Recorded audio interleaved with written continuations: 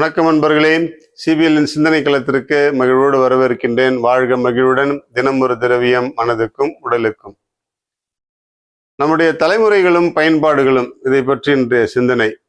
நம்முடைய தலைமுறைகளும் பயன்பாடுகளும், நமது ஒவ்வொரு தலைமுறையும் ஒவ்வொரு புதிய கண்டுபிடிப்புகளையும் அதன் பலன்களையும் அனுபவித்துக் கொண்டே இருக்கின்றது. அதனுடைய தாக்கங்கள் அந்தந்த தலைமுறையை சார்ந்தே இருக்கும். ஒவ்வொரு தலைமுறையிலும் புதிய புதிய கருவிகள் கண்டுபிடிக்கப்படும் பொழுது, புதிய செயல்பாடுகள் அமலுக்கு வரும் பொழுதெல்லாம் அவற்றினுடைய தாக்கத்தையும் அந்த தலைமுறை அனுபவித்து கொண்டேதான் இருக்கின்றது. எவ்வாறு தொலைபேசி, ரேடியோ, டிரான்சிஸ்டர், தொலைக்காட்சி, கருப்பு வெள்ளை தொலைக்காட்சி, பின்னர் வண்ண தொலைக்காட்சி, அதற்கப்புறம் எல்இடி, எல்சிடி, இப்பொழுது ஸ்மார்ட் டிவி, அதே போல கம்ப்யூட்டர், லேப்டாப், ஸ்மார்ட் போன் என்று ஒவ்வொரு தலைமுறைக்கும் ஒவ்வொரு புதிய எக்யூப்மெண்ட் சேர்ந்துகிட்டே இருக்கும். புதிய டெக்னாலஜி, தொழில்நுட்பம் அவர்களை தாக்கி கொண்டே இருக்கிறது. அவர்கள் அதை ஏற்றுக்கொள்கிறார்கள், அதை பயன்படுத்துகிறார்கள். அதன் மூலமாக பல நன்மைகளையும் பெற்றுக்கொண்டிருக்கிறார்கள். ஆனால் ஒவ்வொரு தலைமுறையும் அதை ஏற்றுக்கொள்ளும் பொழுது அதற்கு முந்தைய தலைமுறை அதை அப்ஜெக்ட் பண்ணும். நாங்கெல்லாம் இருக்கும்போது நான் டிவியா இருந்துச்சு, ரேடியோவில் பாட்டு கேட்போம், இப்போ டிவியை பார்த்து இப்படி கெட்டு போறீங்களே அப்படின்னு சொல்லிட்டு டிவி பார்த்த பிள்ளைங்களை ஒரு தலைமுறை குறை சொல்லி கொண்டே இருந்தது. இப்பொழுது ஃபோன், ஸ்மார்ட் ஃபோன், எப்போ பார்த்தாலும் நீங்கள் ஸ்மார்ட் ஃபோனே கையுமா இருக்கிறீங்களே, எப்போதான் நீங்கள் நார்மல் லைஃபுக்கு வர போறீங்க அப்படிங்கிறது ஒரு கேள்வியாக இருக்கிறது. கொஞ்சம் சிந்தித்து பார்த்தால் அந்த கேள்வியிலும் ஒரு உண்மை இருக்கிறது. ஒரு விதமான அடிக்ஷனுக்கு, அடிமைத்தனத்திற்கு நாம் வழிகாட்டப்படுகிறோம், தவறாக வழிகாட்டப்படுகிறோம். எல்லோருடையும் கலந்து பேசுவதில், எல்லோருடையும் இணைந்து இருப்பதில், எல்லோருடன் உறவாடுவதில் இருக்கக்கூடிய அந்த அனுபவங்கள் எல்லாம் இந்த தொழில்நுட்ப முன்னேற்றத்தின் காரணமாக குறைந்து கொண்டே இருக்கிறது. இன்னைக்கு நிறைய பெற்றோர்களுடைய குறைபாடு இந்த ஃபோனே கதின்னு கிடக்குதுங்க. அந்த பசங்க ஃபோனை வச்சுக்கிட்டு எல்லாத்தையும் பண்ணுதுங்க, வீட்டில் ஒரு வேலையும் செய்ய மாட்டேங்கிறாங்க, அவங்களுடைய சொந்த பணிகளை கூட செய்வதற்கு ரொம்ப தயங்கிக்கிட்டு இருக்கிறாங்க அப்படின்னு சொல்லிட்டு நிறைய பெற்றோர்களுடைய குறைபாடுகள். இது ஒரு தலைமுறை. அவங்க கேட்கறது ஒரு நியாயமான ஒரு கேள்வி. ஒரு தாய் கேட்ட கேள்வி என்னன்னா, நான் 40 வயசுல தான் இந்த ஃபோனை, ஸ்மார்ட் ஃபோனை தொடுறேன், ஆனா இப்போ என்னுடைய பிள்ளை 10 வயசுலயே அந்த ஸ்மார்ட் ஃபோனை ஹேண்டில் பண்ணுது.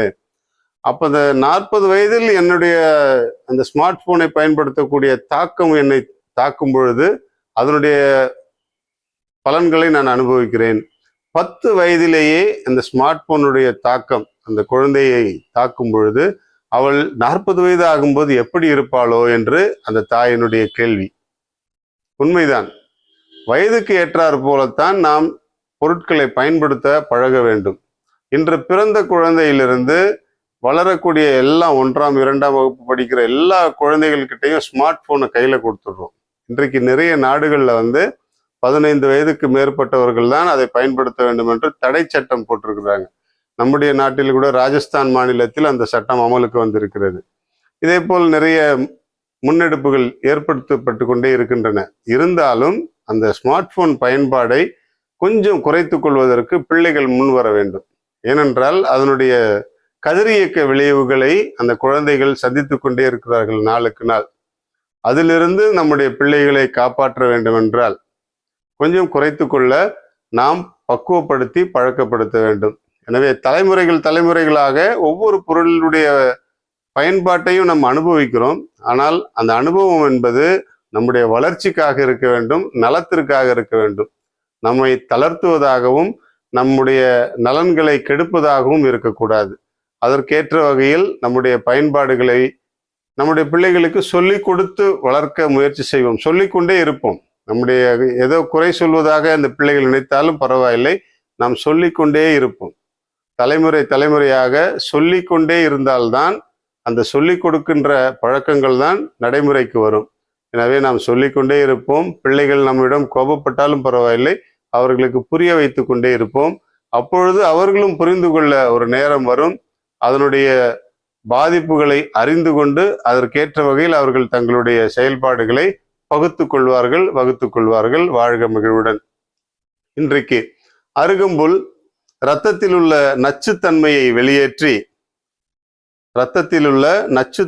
வெளியேற்றி ஹீமோகுளோபின் அளவை அதிகரித்து இரத்த சோகையை போக்குகிறது அருகம்புல். எனவே அருகம்புல் யாரெல்லாம் இரத்த சோகையில் பாதிக்கப்பட்டிருக்கிறார்களோ அவர்களுக்கு அருகம்புல் ஒரு அருமருந்து. அதை பயன்படுத்தி நன்மை பெறுவோம். வாழ்க மகிழ்வுடன்.